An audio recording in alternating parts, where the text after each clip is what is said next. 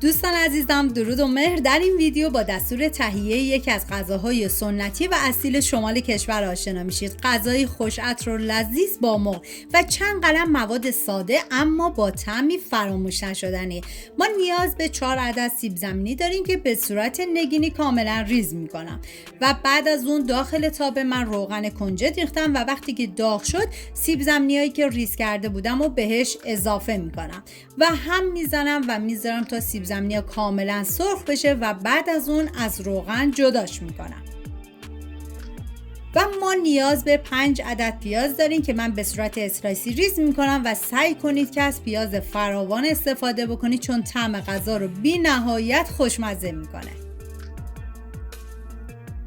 و حالا داخل تابه من کره حیوانی ریختم و بعد از اینکه داغ شد پیازهایی که ریز کرده بودم و بهش اضافه میکنم و هم میزنم و زمان میدم تا پیازها کمی نرم و شیشه‌ای بشن. حالا توی این فاصله تا پیاز سرخ میشه میریم سراغ سینه مرغ که من از نصف سینه مرغ استفاده کردم و به صورت نواری ریز میکنم. ببینید واویش که در مازندران و گیلان به روش‌های مختلفی درست میشه که این روش یکی از خوشمزه تریناش بود. و حالا نوبت اضافه کردن ادویه هستش: نمک، زردچوبه، پودر گشنیز و فلفل قرمز که شما میتونید فلفل سیاه استفاده بکنید. هم میزنم و میذارم تا ادویه ها تف بخورن و عطر ادویه ها آزاد بشه. ببینید به این غذا شما میتونید سیر تازه هم استفاده بکنید که من بنا به شرایطم استفاده نکردم ولی دیگه شما میتونید استفاده کنید. و بعد از اون حالا سینه مرغی که ریز کرده بودم و به پیاز اضافه میکنم و هم میزنم و میذارم به مدت 10 دقیقه سینه مرغ کاملا بپزه و بعد از اون سرخ بشه.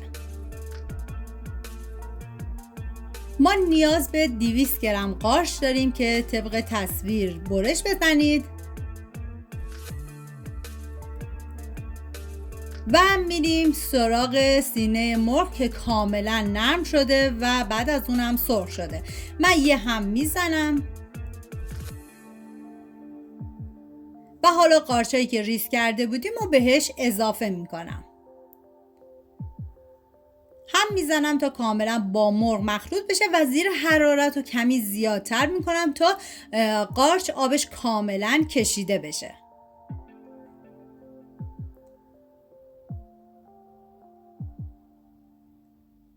و حالا توی این فاصله میریم سراغ فلفل دلمه‌ای که من از 2 تا فلفل دلمه‌ای استفاده کردم و به صورت نگینی کاملا ریزش میکنم. واقعا جای تک تک شما دوستان عزیز خالی و دم مازندرانی‌ها و گیلانی‌های عزیز گرم با این غذاهای فوق‌العاده خوشمزه شون. حالا من یه هم میزنم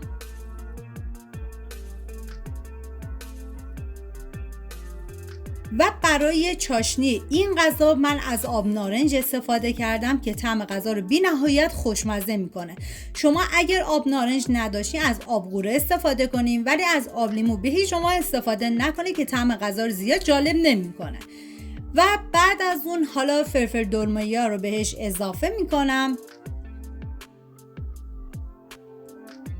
و هم میزنم تا کاملا با هم دیگه مخلوط بشن و میذارم به مدت 2 دقیقه فلفل دلمه‌ام کمی نرم بشه.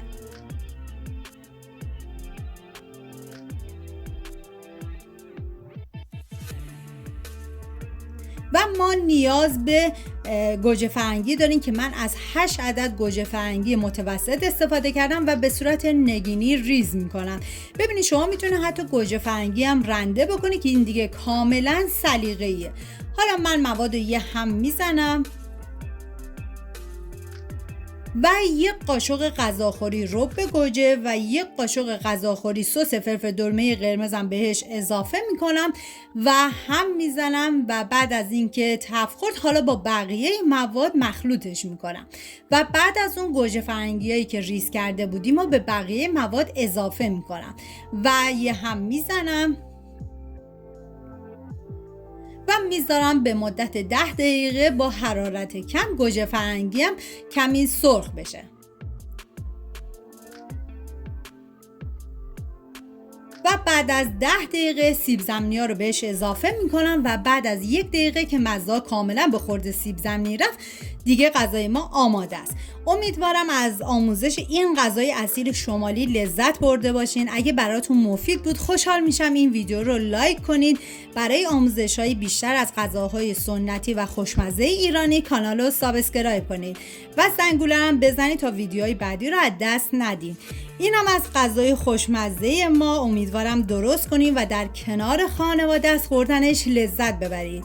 سپاس از همراهی پرمهرتون. تا یه خوشمزه دیگر، بدرود.